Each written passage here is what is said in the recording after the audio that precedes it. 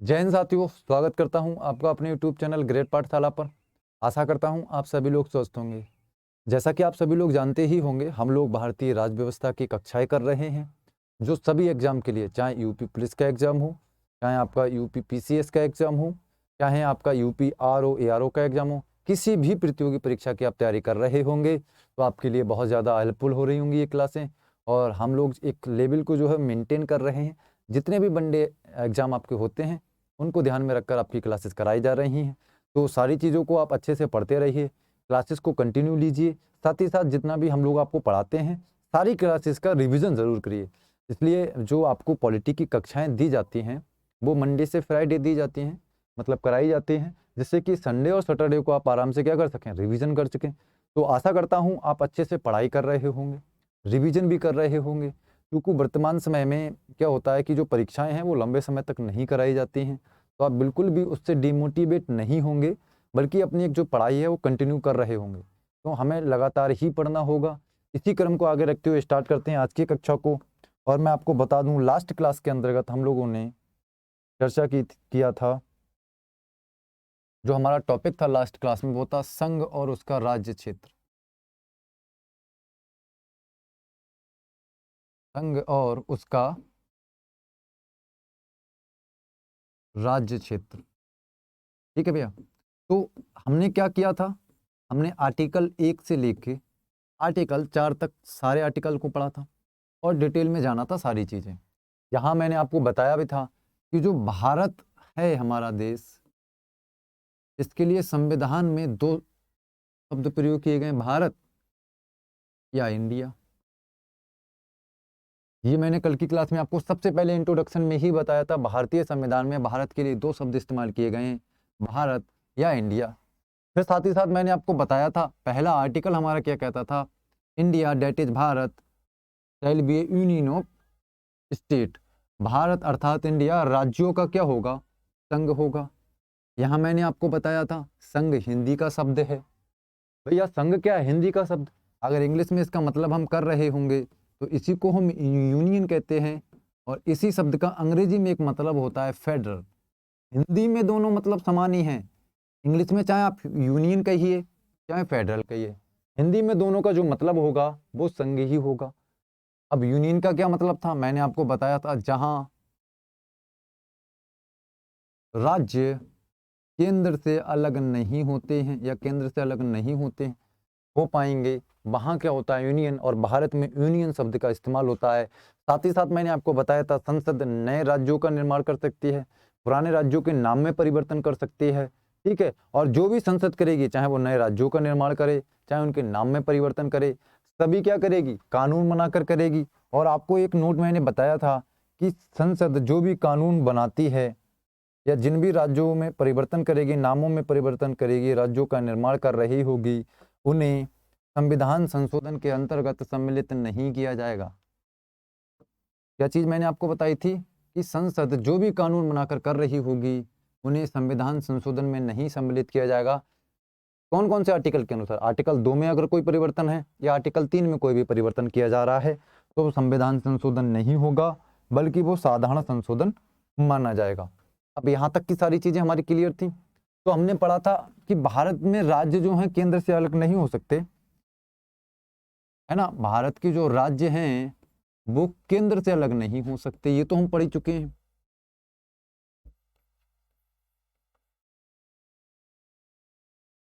अगर राज्य केंद्र से अलग नहीं हो सकते हैं, इसका मतलब क्या हुआ, आपको याद रखना है। इंपोर्टेंट नोट लिख रहा हूं मैं और आप भी नोट करेंगे इसको।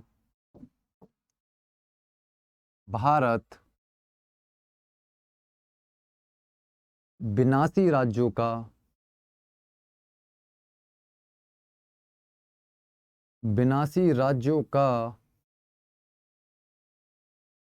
अविनाशी संघ है।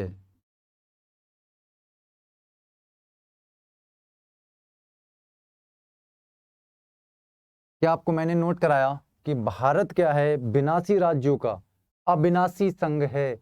इसका मतलब क्या हुआ, जो राज्य हैं उनका निर्माण भी किया जा सकता है, उन्हें कम और अधिक भी किया जा सकता है, लेकिन सेंट्रल से राज्य अलग नहीं हो सकते। राज्यों को तो हम कम कर सकते हैं, ज्यादा भी कर सकते हैं, नए राज्य बना सकते हैं और नए राज्यों को पुराने राज्यों में मिलाया जा सकता है, लेकिन केंद्र से राज्य नहीं अलग हो सकते। ये लाइन उसी चीज को परिभाषित करती है।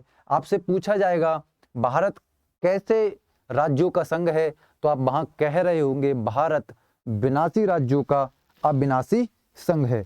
यहां तक सारी चीजें क्लियर होंगी। फिर नेक्स्ट चलते हैं हम लोग। देखिए आज का जो हमारा टॉपिक है, देखिए आज का हमारा टॉपिक बहुत ज़्यादा इंपॉर्टेंट है वन डे एग्जाम्स के लिए। टॉपिक का नाम क्या है, आप सभी लोग देख ही रहे होंगे, नागरिकता, सिटीजनशिप जो है हमारा नेक्स्ट टॉपिक है। सारी चीज़ें डिटेल में जान रहे होंगे जो वन डे एग्जाम के लिए इंपॉर्टेंट होगी। सबसे पहले आपसे सवाल जो पूछा जाता है मैं आपको बता दूं। देखिए सवाल हमसे पूछा जाता है, जहाँ यहाँ मैं लिख रहा हूँ, आप शॉर्ट में देख रहे होंगे। देखिए कैसे सवाल पूछे जाते हैं। नागरिकता का संबंध, नागरिकता का संबंध किस भाग से है?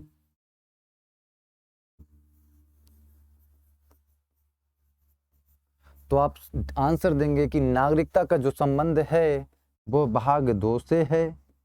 फिर आपसे पूछा जाएगा कि कौन से आर्टिकल में नागरिकता का उल्लेख मिलता है। पहला हमने क्या बता दिया कि भाग 2 में नागरिकता है। फिर हमसे क्या पूछा जाएगा, भैया भाग 2 में तो नागरिकता है लेकिन किस आर्टिकल से? भैया भाग 1 हमने पढ़ा संघ और उसका राज्य क्षेत्र, आर्टिकल 1 से लेकर 4 तक है। तो नागरिकता का उल्लेख किस में है? तो आप बताएंगे नागरिकता आर्टिकल 5 से आर्टिकल 11 तक आपको क्या है, नागरिकता का उल्लेख मिलता है। आर्टिकल 5 से आर्टिकल 11 तक आपको इम्पोर्टेंट है, याद रखना है। सारे आर्टिकल्स का हम डिस्कशन कर रहे होंगे जब आगे कक्षा आगे बढ़ रही होगी, जैसे जैसे हमारी कक्षा आगे बढ़ेगी। तो पहला क्वेश्चन तो मैंने आपको बता दिया, भाग 2 में आर्टिकल भी बता दिया। आपसे पूछा जाएगा जो नागरिकता है भारत में वो किस प्रकार की नागरिकता है, एकल नागरिकता है या दोहरी नागरिकता। यहाँ समझिए, अगर मैं बात कर रहा हूँ नागरिकता की, अगर मैं बात कर रहा हूँ नागरिकता की,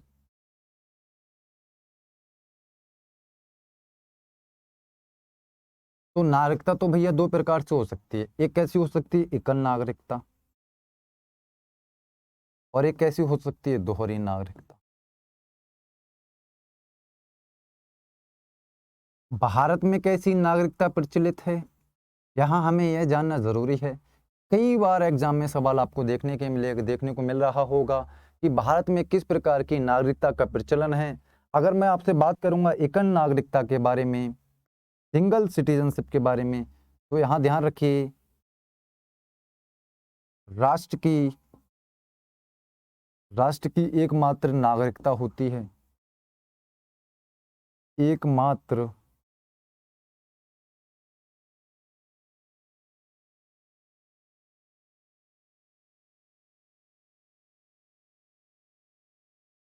नागरिकता होती है।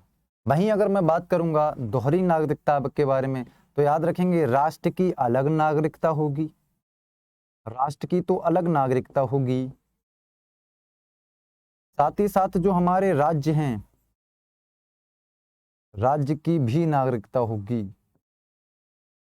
इसका मतलब क्या हुआ, अगर सरल शब्दों में एग्जाम्पल देकर मैं आपको समझाऊं, तो इसमें क्या कह रहे हैं कि राष्ट्र की एकमात्र नागरिकता है और हम क्या कहते हैं, हम भारत के नागरिक हैं। अगर इस प्रकार की नागरिकता का प्रचलन हमारे संविधान में होगा तो किस प्रकार की नागरिकता कहलाएगी, एकल नागरिकता कहलाएगी। और भारत में कैसी नागरिकता है, आप कहेंगे भारत में जो है वो एकल नागरिकता है। हम सभी भारतीय नागरिक हैं, ना कि आप कहीं पर भी अगर अपना परिचय देते होंगे, नेशनलिटी जहां पर भी आप फिल करते होंगे, आप फिल करते होंगे भारतीय या इंडियन,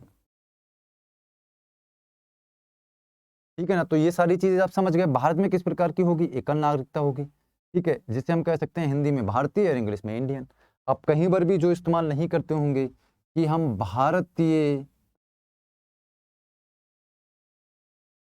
भारतीय नागरिक हैं प्लस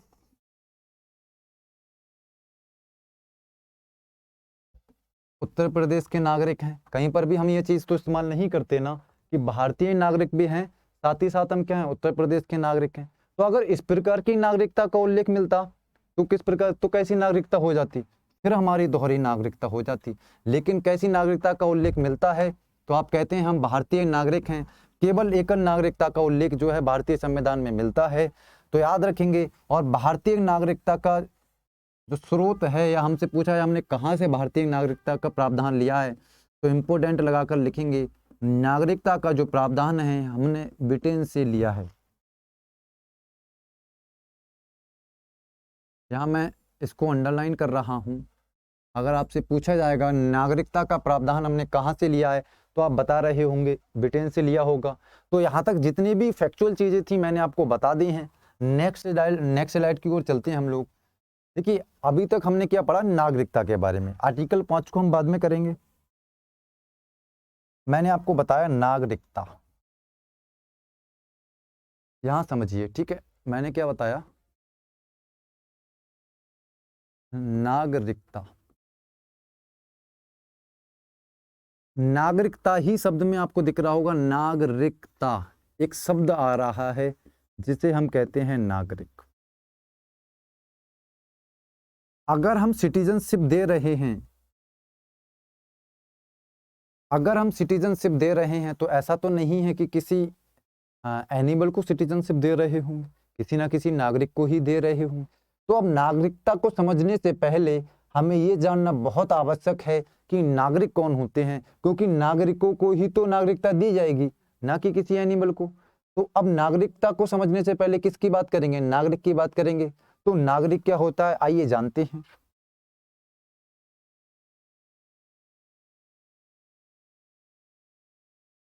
तो अभी तक हमने सारी चीजें अच्छे से समझी हैं। नागरिकता भी जब हमने इसका संधि विच्छेद कर रहे थे, संधि विच्छेद नहीं कहेंगे, लेकिन एक शब्द नागरिकता में आपको दिख रहा होगा जिसे हम कह रहे हैं नागरिक। कौन होते हैं नागरिक? अगर परिभाषा में आपको बताऊं तो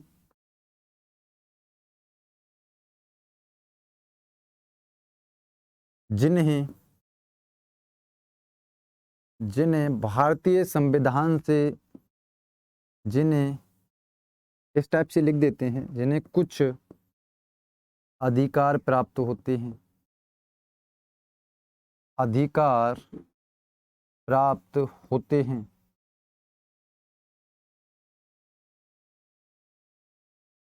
भैया नागरिक कौन होंगे? जिन्हें कुछ अधिकार प्राप्त होंगे। अच्छा, अधिकार कौन कौन से हो सकते हैं? आप कहेंगे क्या भारत में नागरिकों को अधिकार प्राप्त हैं? अगर एग्जाम्पल ले रहे होंगे तो कहेंगे बिल्कुल, आर्टिकल 12 से 35। देखिए सारी चीज़ों को ना एक आप जोड़कर जब हम चलते हैं ना चीज़ों को, तो अच्छे से समझ में। वैसे मैं चाहता तो डायरेक्ट भी सारी चीज़ें बता देता, लेकिन यहाँ आप इतना समझिए, आर्टिकल 12 से 35 तक तो हमें फंडामेंटल राइट्स प्राप्त हैं, मौलिक अधिकार प्राप्त हैं। भैया है कि नहीं? तो आप कहेंगे जी बिल्कुल, आर्टिकल 12 से 35 के बीच हमें मौलिक अधिकार प्रदान किए गए हैं। तो नागरिक की परिभाषा भी तो यही कह रही कि जिन्हें कुछ भी अधिकार प्राप्त होते हैं, कुछ अधिकार प्राप्त हैं, वो नागरिक कहलाते हैं। ठीक है, यहाँ आगे चलते हैं। तो ये तो नागरिक की परिभाषा हो गई। अगर हम बात करें भारत में नागरिकता की विशेषताओं के बारे में, तो देखिए निम्नलिखित विशेषताएं हैं। अगर हम नागरिकता की विशेषताओं की बात कर रहे होंगे,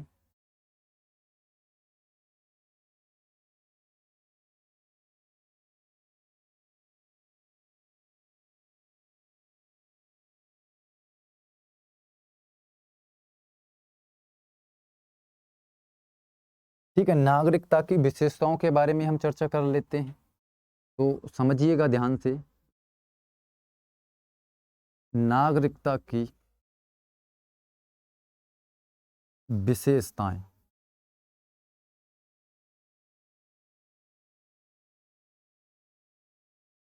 ना। एक हम डायग्राम बनाएंगे जिससे कि शॉर्ट नोट्स हमारे बन जाएंगे।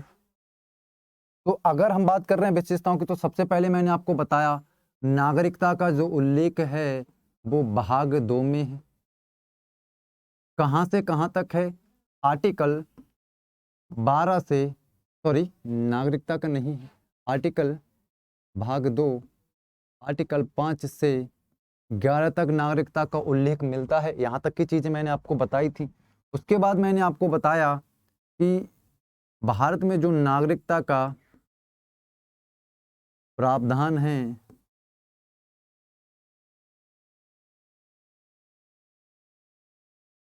हमने कहाँ से लिया है, तो मैंने आपको बताया यूके, जिसे हम ब्रिटेन कहते हैं, हमने वहाँ से नागरिकता का प्रावधान लिया है।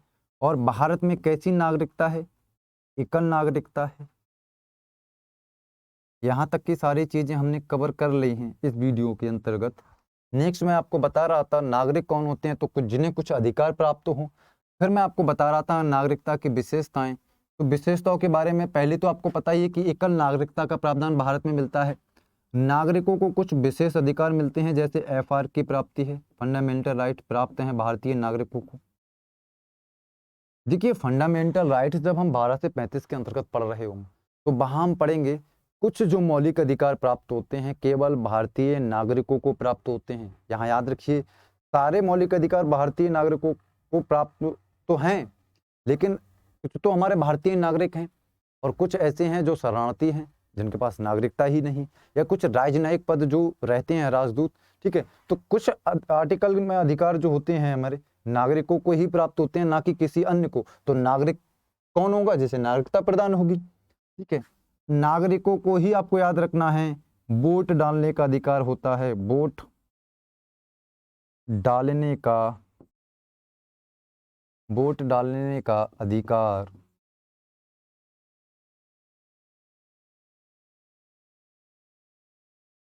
देखिए जो भारतीय नागरिक हैं वो केवल वही व्यक्ति ही वोट डाल सकते हैं, ये आपको पता ही होगा।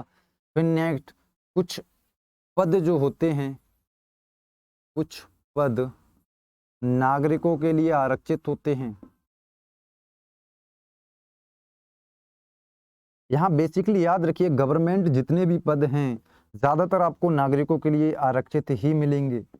आप भारतीय नागरिक होने चाहिए, अगर आपको गवर्नमेंट जॉब चाहिए तो नागरिक होने के ये आपको फायदा मिलता है, ये नागरिकता की विशेषताएं। तो यहाँ तक तो हमने विशेषताएं पढ़ी। पहला मैंने आपको बताया किस भाग में है, तो आप कहेंगे भाग 2 के अंतर्गत है।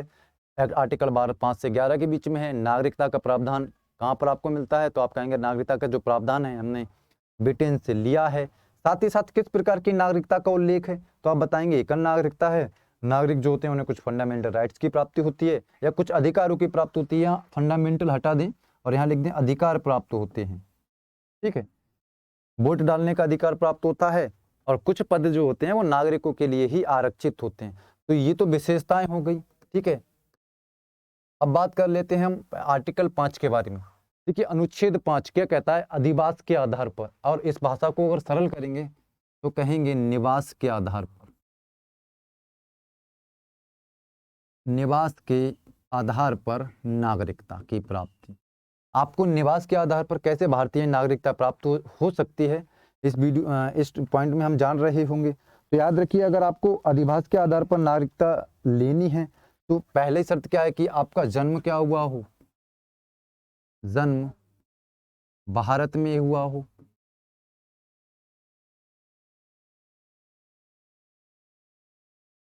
जन्म क्या हुआ हो?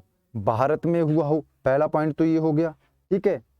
या आपके माता पिता का जन्म भारत में हुआ हो, माता पिता का जन्म भारत में हुआ हो। और नेक्स्ट है संविधान लागू होने से पूर्व, संविधान लागू होने से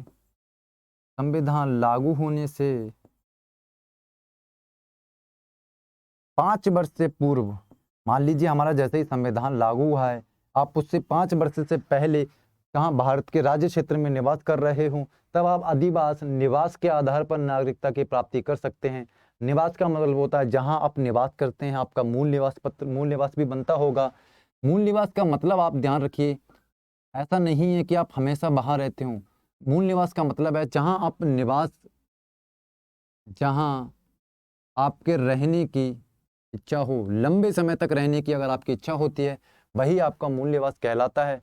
तो याद रखेंगे अधिवास के आधार पर कैसे ले सकते हैं आप? जन्म आपका अगर भारत में हुआ है तब आप ले सकते हैं, आपके माता पिता का जन्म भारत में हुआ है तब आप नागरिकता ले सकते हैं, या संविधान लागू होने से पूर्व, डेट मीन्स 26 नवंबर 1949 से 5 साल पहले से अगर भारत में आप निवास कर रहे हैं तब आप अधिवास के आधार पर नागरिकता ले सकते हैं। नेक्स्ट है अनुच्छेद 6, और ये कहता है पाकिस्तान से भारत आने वाले जो लोग हैं या जो प्रवासी हैं उन्हें कैसी नागरिकता दी जाएगी, ठीक है। तो याद रखिए आने वाले प्रवासियों के लिए नागरिकता कैसे मिलेगी? तो जो लोग पाकिस्तान से भारत आए हैं उनके लिए क्या शर्त है? या तो उनके माता पिता, दादा दादी या नाना नानी किसी का भी जन्म भारत में हुआ हो। मैंने आपको क्या बताया कि या तो माता पिता, दादा दादी या नाना नानी किसी का भी जन्म अविभाजित भारत में हुआ हो।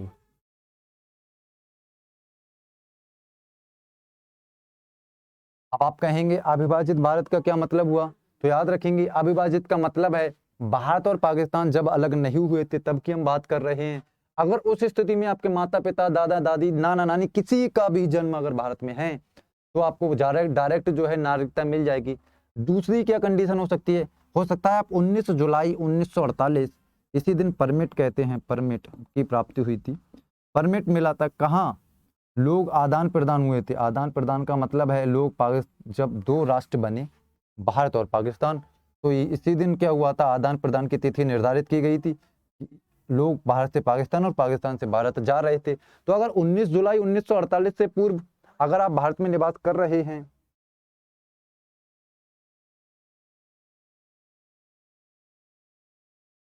तो आपको डायरेक्ट ही क्या हो जाएगी? भारत की नागरिकता प्राप्ति हो जाएगी। अगर आप 19 जुलाई 1948 से पूर्व भारत में निवास कर रहे हैं तो आपको सीधे भारत की नागरिकता मिल जाएगी। दूसरी कंडीशन क्या है? हो सकता है आप 19 जुलाई 1948 को पाकिस्तान से भारत में आ रहे हो, मतलब जो क्षेत्र पाकिस्तान में गया है तब आप भारत में आ रहे हो, तब आपको क्या मिलेगी? तो याद रखेंगे पंजीकरण के माध्यम से आपको नागरिकता मिलेगी। पंजीकरण के द्वारा आपको नागरिकता दी जाएगी। ठीक है, सेंटर होते हैं वहां पर आपको जाकर पंजीकरण कराना होगा। और पंजीकरण कराने की भी शर्त है कि आप 6 माह तो कम से कम निवास कर रहे हूँ, 6 माह से भारत में क्या कर रहे हूँ? निवास कर रहे हूँ, तभी आपको जो है भारत की नागरिकता मिलेगी। तो ये सारी चीजें आप समझ चुके होंगे। नेक्स्ट आर्टिकल की ओर चलते हैं। नेक्स्ट हमारा आर्टिकल है अनुच्छेद 7, भारत से पाकिस्तान प्रवर्तन किया हो, मतलब जो लोग भारत से पाकिस्तान में गए हैं और फिर वापस लौट आए हैं, फिर भारत वापस आए हूं। मान लीजिए कुछ लोग होंगे जो भारत से पाकिस्तान गए होंगे, ठीक है, फिर वो वापस लौटकर भारत में आ गए, तो अब उन लोगों को कैसे नागरिकता मिलेगी, है ना? तो या कैसे नागरिकता मिलेगी? ठीक है, तो यहाँ एक डेट निर्धारित की गई है। अगर 1 मार्च 1947 से पूर्व पाकिस्तान में गया हुआ कोई व्यक्ति है और अगर वो भारत के आ गया है, वापस आ गया है, मैंने आपको क्या बताया कि अगर कोई व्यक्ति 1 मार्च 1947 से पूर्व पाकिस्तान गया है तथा वह क्या हो? भारत वापस आ गया हो, तथा वह भारत वापस आ गया हो, तब वह क्या होगा? भारत का नागरिक होगा। याद रखिए डेट कौन सी है? 1 मार्च 1947 से पूर्व पाकिस्तान गया था, लेकिन फिर वो भारत वापस आ गया। अगर वो भारत वापस आ गया है तो वो क्या कहलाएगा? भारतीय नागरिक कहलाएगा। लेकिन उसे नागरिकता कैसे मिलेगी? सेम कंडीशन है, पंजीकरण के माध्यम से नागरिकता मिलेगी। पंजीकरण के द्वारा नागरिकता मिलेगी और 6 माह से क्या कर रहा हो? भारत में निवास कर रहा हो। तो ये भी आर्टिकल आप समझ चुके होंगे। नेक्स्ट आर्टिकल की ओर चलते हैं। नेक्स्ट आर्टिकल है अनुच्छेद 8। क्या कहता है अनुच्छेद 8? भारत विदेश में निवास करने वाले व्यक्तियों को नागरिकता कैसे दी जाएगी? ठीक है, तो आप याद रखिए अगर कोई भी व्यक्ति विदेश में निवास कर रहा हो और अगर उसे भारत की नागरिकता चाहिए तो उसके माता पिता,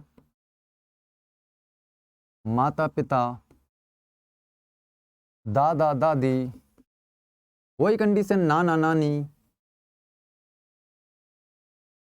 किसी का भी जन्म भारत शासन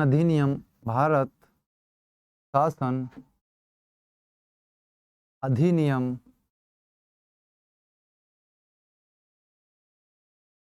1935 में हुआ हो।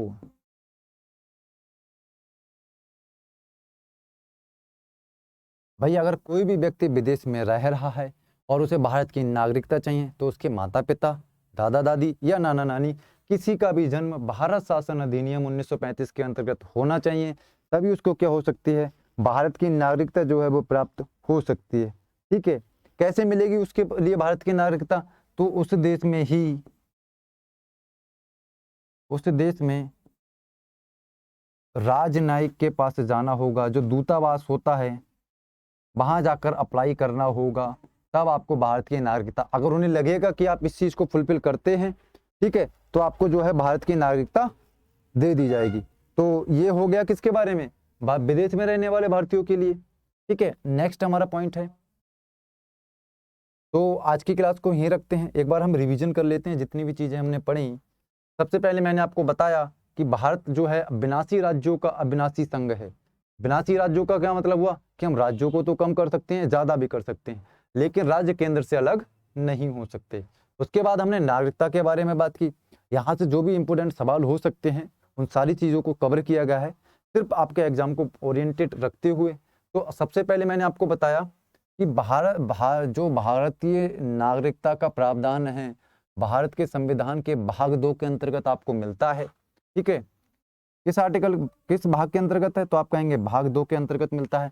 किस आर्टिकल के बीच में है, तो आप कहेंगे आर्टिकल 5 से 11 के बीच नागरिकता का उल्लेख किया गया है। और साथ ही साथ फिर मैंने आपको बताया नागरिकता 2 प्रकार की होती है, एकल नागरिकता या दोहरी नागरिकता। एकल नागरिकता क्या होगी, राष्ट्र की एक ही नागरिकता होगी। तो भारत में किस प्रकार की नागरिकता है, एकल नागरिकता है। दोहरी नागरिकता का मतलब है कि राष्ट्र की अलग नागरिकता होगी और राज्य की क्या होगी, अलग नागरिकता होगी। साथ ही साथ आपको मैंने बताया नागरिकता का जो प्रावधान है वो हमने ब्रिटेन से लिया है।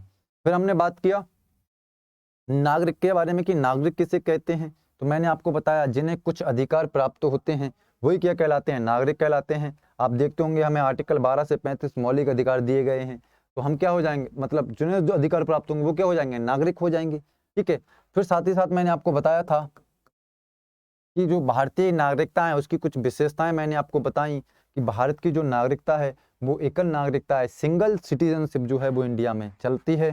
ठीक है, कुछ अधिकार प्राप्त होते हैं नागरिकों को, वोट डालने का अधिकार होता है। ठीक है, कुछ पद जो होते हैं वो नागरिकों के लिए ही होते हैं। तो नागरिक होने के बहुत सारे जो होते हैं बेनिफिट्स मिलते हैं, इसीलिए नागरिकता सभी लोग जो है वो लेते हैं और दी जाती है। ठीक है, फिर उसके बाद मैंने आपको बताया आर्टिकल 5 के बारे में। आर्टिकल 5 क्या कहता है, जन्म के आधार पर नागरिकता की बात करता है कि भैया अगर आपका जन्म भारत में हुआ है तो हम निवास के आधार पर किस प्रकार से ले सकते हैं नागरिकता। तो पहली क्या है कि या तो आपका जन्म ही भारत में हो, अगर आपका जन्म भारत में ही हुआ है तो आप डायरेक्ट अप्लाई होंगे भारत के लिए, भारत की नागरिकता के लिए, आपको डायरेक्ट मिल ही जाएगी भारत की नागरिकता। दूसरी शर्त क्या है कि आपके माता पिता किसी का भी जन्म क्या हो, भारत में हुआ, तो माता का जन्म हुआ या पिता का जन्म भारत में हुआ। या तीसरी शर्त है कि संविधान के लागू होने से 5 वर्ष से पूर्व आप क्या कर रहे हो, भारत में निवास कर रहे हो। अब हमारा संविधान कब लागू हुआ, 26 नवंबर 1949। ठीक है, नेक्स्ट फिर मैंने आपको बताया आर्टिकल 6 के बारे में। क्या बताता है हमारा आर्टिकल 6, तो आर्टिकल 6 हमारा कहता है जो पाकिस्तान से भारत आने वाले प्रवासियों के लिए, जो प्रवासी विभाजन के बाद पाकिस्तान से भारत आए हैं उनके लिए कैसे नागरिकता दी जाएगी, उसका उल्लेख आर्टिकल 6 करता है। मैंने बताया किस आधार पर उन्हें नागरिकता मिल सकती है, तो कौन कौन से आधार है, पहला है माता पिता, दादा दादी, नाना नानी, इनमें से किसी का भी जन्म क्या हुआ हो, अविभाजित भारत में अगर हुआ है तो उन्हें भारत की नागरिकता दी जा सकती है। पहली शर्त तो ये है, अगर ये फुलफिल नहीं होती है, मान लीजिए आपके माता पिता, दादा दादी, नाना नानी किसी का भी जन्म जो है अविभाजित भारत में नहीं हुआ, तो दूसरी शर्त क्या है कि 19 जुलाई 1948 से पूर्व अगर कोई व्यक्ति भारत में आया है पाकिस्तान से तो उसे भारत की नागरिकता सीधे मिलेगी। डेट क्यों डिसाइड की गई, इसी डेट को आदान प्रदान किया गया था। ठीक है, लोग पाकिस्तान से भारत और पाकिस्तान में आए थे, पाकिस्तान से भारत गए थे, भारत से पाकिस्तान आए थे। तो 19 जुलाई 1948 से पहले अगर आप भारत में हैं तो आपको डायरेक्ट भारत की नागरिकता मिल जाएगी। लेकिन वही अगर 19 जुलाई 1948 के बाद अगर आप भारत में आए हैं तो पंजीकरण के माध्यम से आपको भारत की नागरिकता मिलेगी। यहां तक हमने चर्चा की थी। फिर नेक्स्ट मैंने आपको बताया आर्टिकल 7 के बारे में। क्या मैंने आपको बताया कि पहले तो हमने क्या पढ़ा, जो पाकिस्तान से भारत आए थे, अब कुछ ऐसे भी तो थे जो भारत से पाकिस्तान गए थे, उनके लिए भारत की नागरिकता कैसे मिलेगी। मान लीजिए मैं भारत से पाकिस्तान गया और फिर भारत में आ गया तो उन्हें कैसे नागरिकता दी जाएगी? तो उसी के बारे में आर्टिकल 7 जो है वो परिभाषित करता है। क्या कहता है कि कोई भी व्यक्ति अगर भारत से पाकिस्तान गया है, ठीक है, और फिर भारत वापस आ गया, तो अगर वो 1 मार्च 1947 से पहले ही भारत वापस लौट आया है तो उसे नागरिकता दे दी जाएगी। ठीक है, अगर वो 1 मार्च 1947 से पूर्व पाकिस्तान गया था और पुनः वापस लौट आया है भारत, तो उसे भारत की नागरिकता दे दी जाएगी। कैसे उसे भारत की नागरिकता मिलेगी? फिर मैंने आपको बताया सेम कंडीशन है, उन्हें पंजीकरण करना होगा और 6 माह से क्या भारत में निवास कर रहे होंगे। अगर इस शर्त को पूरी करेंगे तो फिर वो रजिस्ट्रेशन करेंगे और उन्हें क्या कर दी जाएगी? भारत की नागरिकता दी जाएगी। तो यहाँ तक सारी चीजें क्लियर हो रही होंगी। फिर नेक्स्ट मैंने आपको बताया आर्टिकल 8 के बारे में। आर्टिकल 8 क्या कहता है? आर्टिकल 8 कहता है जो भी व्यक्ति विदेश में निवास, मान लीजिए आप विदेश में निवास कर रहे हैं और आपको भारत की नागरिकता चाहिए, तो किस आधार पर आप भारत की नागरिकता ले सकते हैं? यहाँ मैंने आपको बताया कि या तो आपके माता पिता, दादा दादी या नाना नानी किसी का भी जन्म भारत शासन अधिनियम 1935 के अंतर्गत हुआ हो। इसका मतलब किसी का भी जन्म 1935 के अंतर्गत होना चाहिए। अगर आप इस कंडीशन को पूरी करते हैं तो आपको भारत की नागरिकता मिल जाएगी। अगर आप कंडीशन को पूरा नहीं करते तो आपको नागरिकता नहीं दी जाएगी। अब मान लीजिए आप इस शर्त को पूरा करते हैं, है ना भैया, आप इस शर्त को तो पूरा कर रहे हैं, लेकिन फिर आप कहेंगे मैं कैसे नागरिकता लूंगा? तो याद रखेंगे अगर आप इस शर्त को पूरा कर रहे होंगे तो फिर आप भारतीय दूतावास में जाकर पंजीकरण कर सकते हैं। किसके लिए? भारतीय नागरिकता के लिए। और आपको याद रखना है नागरिकता के संबंध में भारत जो है बहुत उदारवादी दृष्टिकोण रखता है। ठीक है, तो यहाँ तक फिर मैंने आपको बताया। और फिर नेक्स्ट जो है हम आर्टिकल 9, 10 और 11 के बारे में नेक्स्ट क्लास में चर्चा कर रहे होंगे।